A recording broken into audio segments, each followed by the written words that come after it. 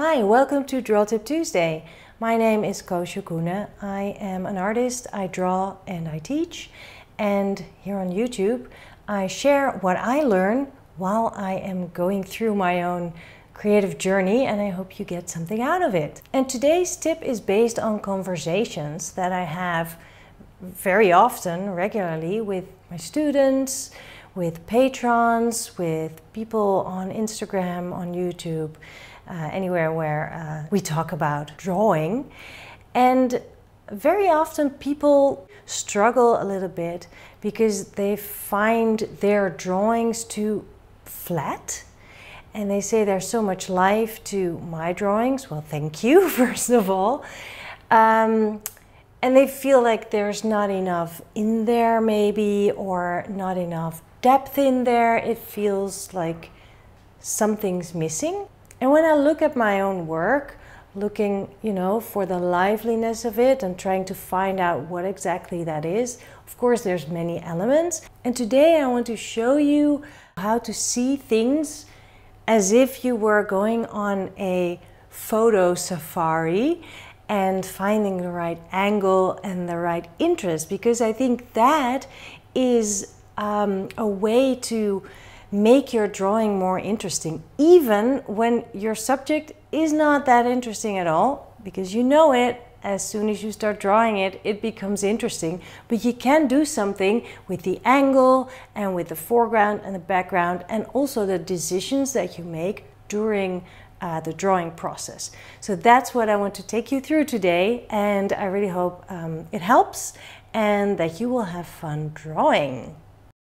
Here's a recent sketchbook page where I am using the foreground to lead into the background.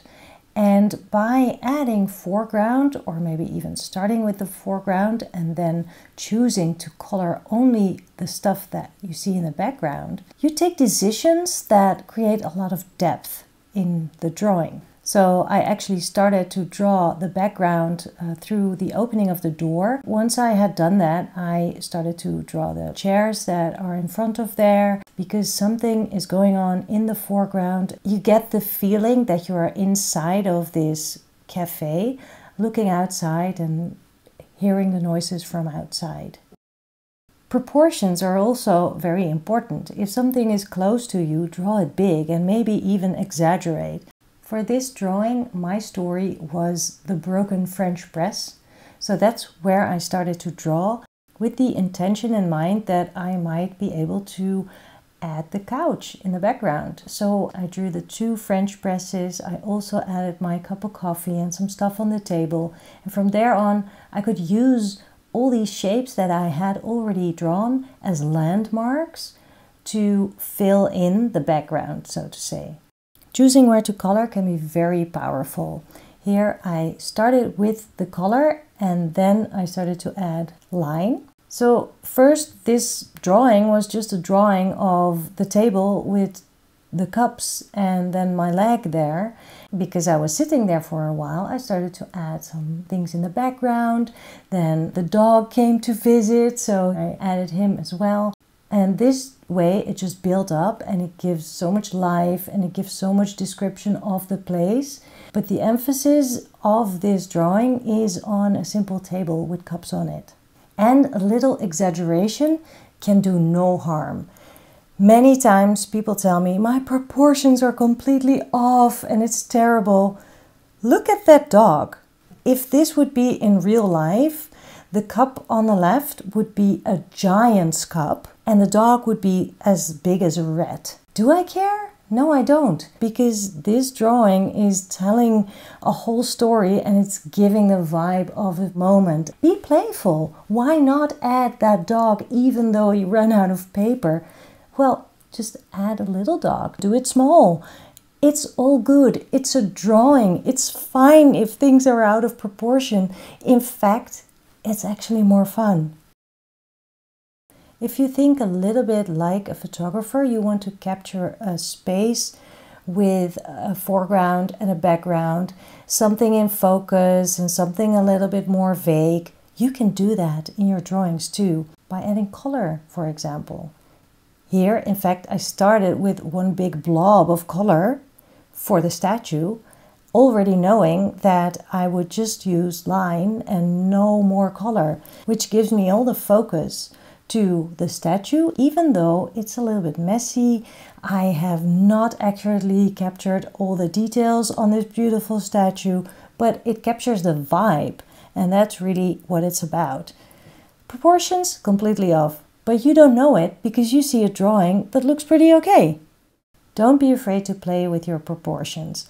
Here I started by drawing my hand holding a mug.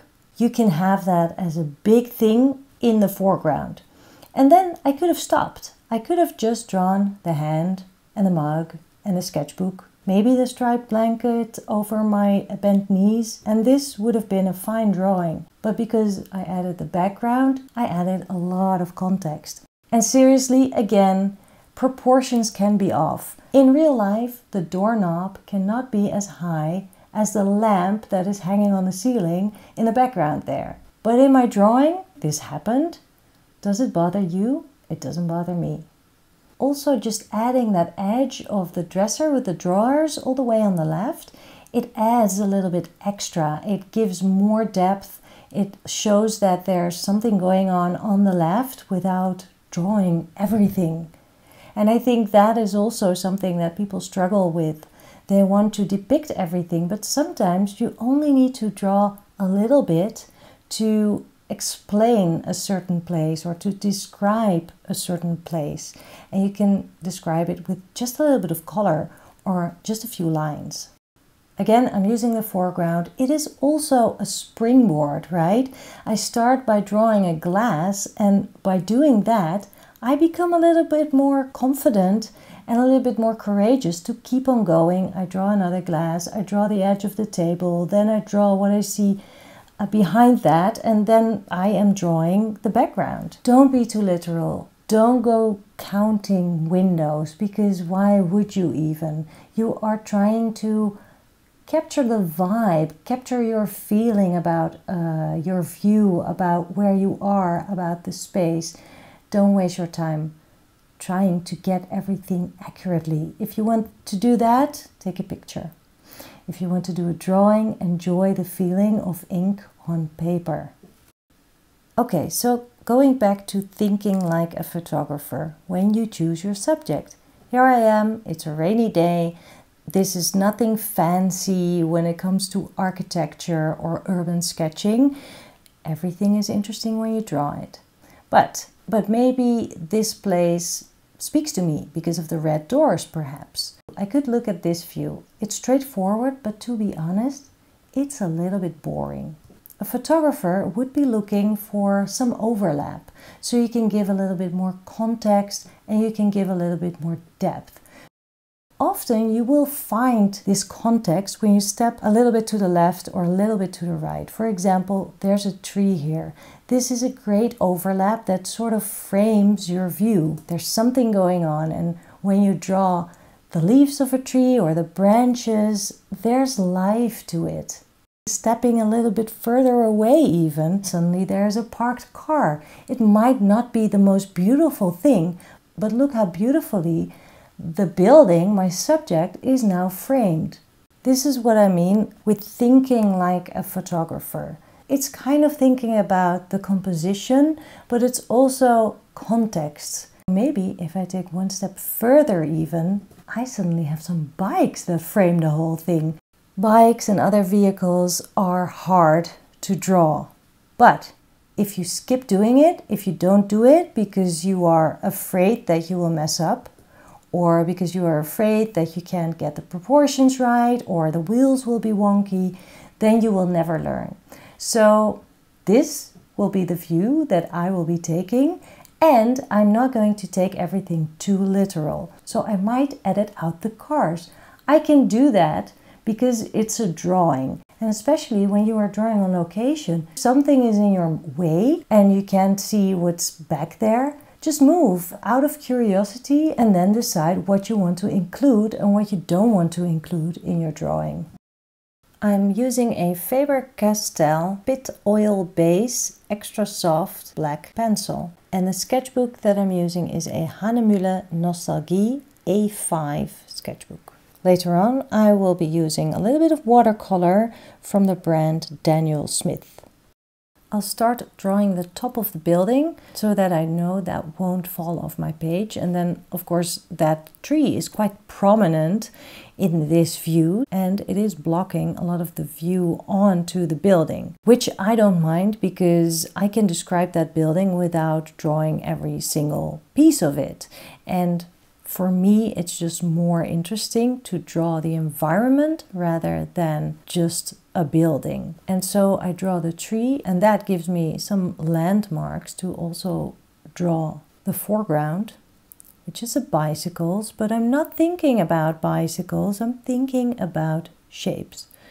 Because that's really what it is. You're drawing a shape next to a shape next to a shape. And yes, they will be wonky, but I don't care because bicycles are part of what I see every day and part of the street scenes in the Netherlands. Even though it's hard to draw them, I just want to include them in my drawings. So now that I've drawn these two bicycles, I can start filling in the building.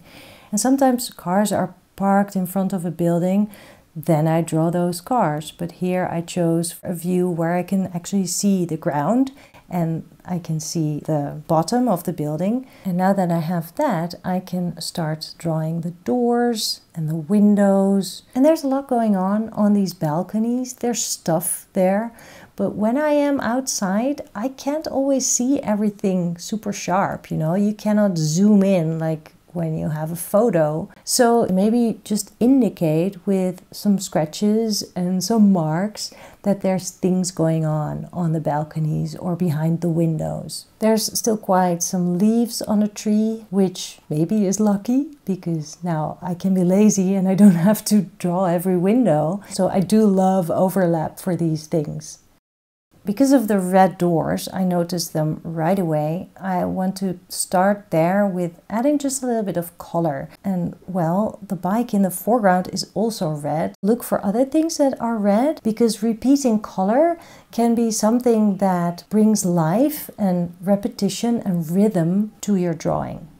Another drawing secret is contrast. Contrast and color can do so much for your story. So I'm adding some darks here using my pencil again. And as I'm doing that, I'm trying to decide if I want to add more color. And I think I do because I think the emphasis should be on the building because that is what drew my eye in the first place when I was walking down this rainy street. And I'm not going to fill in the shape of the building, but I'm just going to make marks to indicate that these are bricks. And this way you are adding pattern, you are adding repetition, and you can play a little bit to see what happens in areas where you add less of the pattern. The tree is never one big solid shape, so you can also play with that. And because the drawing part is now over, this is all kind of embellishment, playfulness, and emphasizing. So keep in mind that the building for me needs to have the most emphasis, which means it probably needs the most color. So I mix a little bit of gray and I fill the windows with that. And I wasn't quite sure yet if I wanted to add color to the tree, but now I actually see that green could